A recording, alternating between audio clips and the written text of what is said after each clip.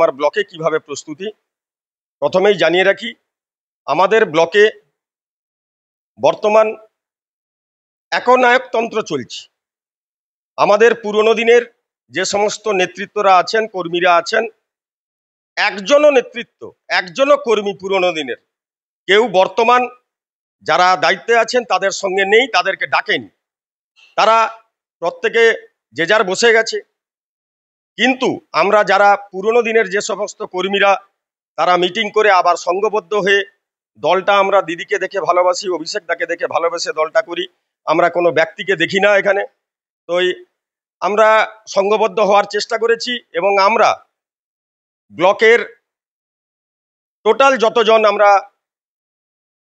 নেতৃত্ব আছি, কর্মীরা যারা আছি, সবাই মিলে আমরা প্রতিটি অঞ্চল থেকে, প্রতিটি বুথ থেকে আমরা এখান থেকে বাস, ট্রেকার এরকমভাবে আমরা যোগাযোগ করেছি, ব্যবস্থা করেছি। আমরা সব নিয়ে যাব 21শে জুলাই মঞ্চে।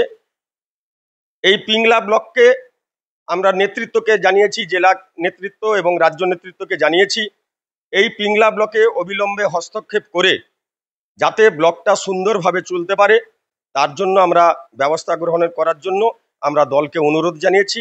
আমরা চাই তৃণমূল কংগ্রেসটাকে আরো শক্তিশালী করব, যাতে আগামী দিনে পিংলায় বিজেপি জামানত বাজেয়াপ্ত হয়। তার জন্য দলকে অনুরোধ করব, দল যাতে সঠিক সিদ্ধান্ত নেন।